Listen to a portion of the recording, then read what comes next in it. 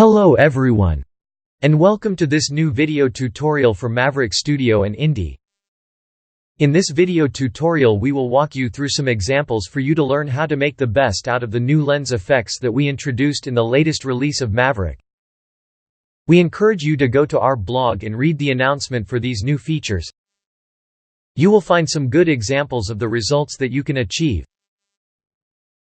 Let's begin with the first example, which is a very simple scene.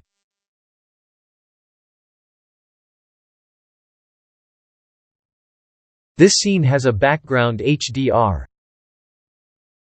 We can turn it off and on for you to see the difference.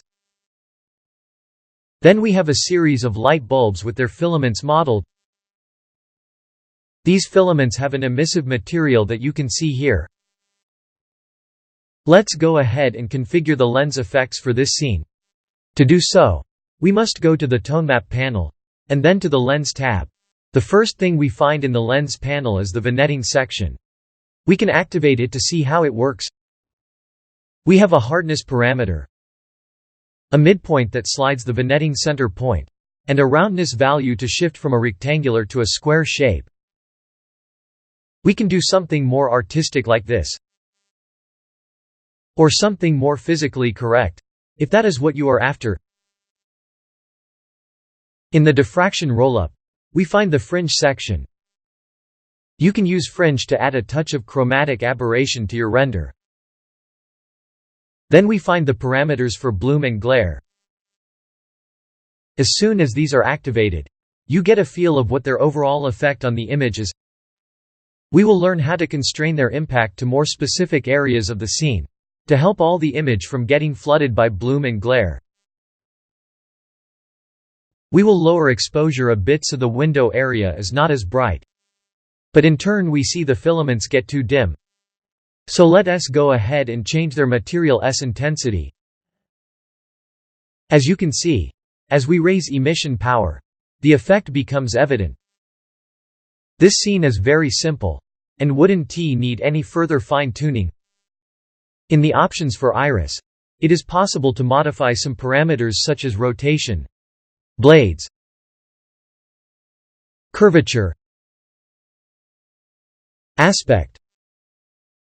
Feel free to play with these sliders to your taste. Let us open up the next example, which is another type of lamp. Just like in the previous example, the background is an IBL. Let us go to the lens area in the Tone Map panel, and let us activate vignetting. We will lower intensity a bit, and play around with the midpoint value. Let us continue with diffraction. We will skip fringe, and focus on bloom for now. The effect floods the scene a bit too much. If we go ahead and enable glare as well, the effect becomes excessive. So the first thing that we will do is lower the intensity of both. Now let us see how the threshold settings can help us constrain these effects to the areas we want them to affect. Let us enable low and high.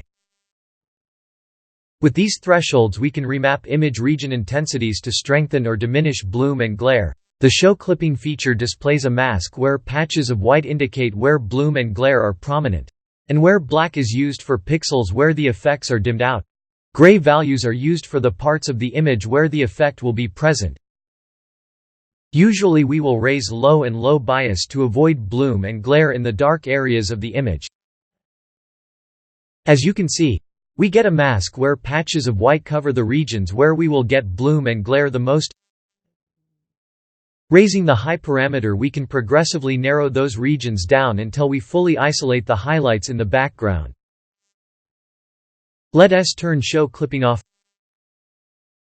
Bloom and glare affect the highlights exclusively as described. In order to boost the effect further, we can increase either the glare intensity, or the high bias value. High bias will pre-amplify the intensity of those white areas exclusively. See how the effect ends up isolated to the highlights in the background. If we wish to get some bloom and glare in our lamp, we can simply go to the material and increase its emission power to our taste. We can enable show clipping again to reveal how we got a new patch of white in this area. Let us open up another scene to practice what we just learned about thresholds. This scene features some light bulbs and a pretty out-of-focus touch. Let us go to the Lens tab in the Tone Map panel again. Let us enable vignetting and play around a bit. Now let us enable both bloom and glare. Their impact on our image is excessive. So let us decrease their intensities for a starter. Let us enable the thresholds and the show clipping feature. As we described earlier, the gray area catches some bloom and glare effect, giving an excessively hazy look in this example. So let us raise both low and low bias to exclude the effect from all dark areas like before. Let us raise high to its maximum, to then progressively lower its value until the areas we are looking for reveal themselves. With show clipping still enabled, we can go to the material and raise its emission power and see what happens to the mask. Let us turn show clipping off. Bloom and glare are mostly present in the light bulbs, just like we wanted. Raising high bias, we can give further strength to the effect. Finally, we can lower bloom and raise glare to remark the star flare. Thresholds are a convenient way to isolate glare and bloom right where you want them to be. Let us go ahead and open up another scene. In this case, we will use the popular rat biker provided as a sample in Maverick Indie.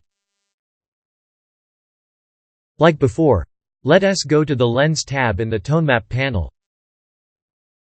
Let us add some vignetting, some bloom, and some glare. The effect is too intense, so let us lower their amounts a bit. Let us enable thresholds and the show clipping feature to limit the effect region. Let us raise low and low bias. Let us also raise high, and progressively decrease its value until regions of interest reveal themselves. Here we can see how the street lamp in the background starts showing up. Let us disable show clipping. Let us raise high bias. The effect is isolated to the street lamp. We can lower bloom a bit, and raise glare to exaggerate the glare star, which we can also rotate and fine-tune to our liking. Now let us affect the motorbike light a bit. Let us enable show clipping again. Let us go to the light's material and increase its emission power until the light reveals itself in the clipping mask. With show clipping off, we can see the result. This looks just like what we had in mind. Glare and bloom affect the street lamp and the headlight. Let us go for the last example in this video. In this case we will use the mini example provided as a sample in Maverick Studio. Again, we will make use of thresholds to constrain bloom and glare to the headlights of the car and some of the lights in the background. Let us go to the Lens tab in the Tone Map panel. Let us activate vignetting, which often adds a nice photographic feel. Let us enable bloom and glare, and lower their intensities. Let us enable the thresholds and the show clipping mask. Let us raise low bias, and high. Let us decrease high progressively until some areas of interest reveal themselves. There we have some background lights. Let us disable show clipping to see what this looks like. We can crank high bias up and play with the intensity values to get the effect we are looking for. We can also rotate the diffraction shape, and that's it for the background area. Now let us go to the headlight material to catch some of the effect there. Let us enable the show clipping aid and crank emission power up until the headlights become visible. Now we can disable show clipping and see if we like the result. We can adjust emission power until the result looks right. Let us adjust a bit some other materials in the scene following the same procedure,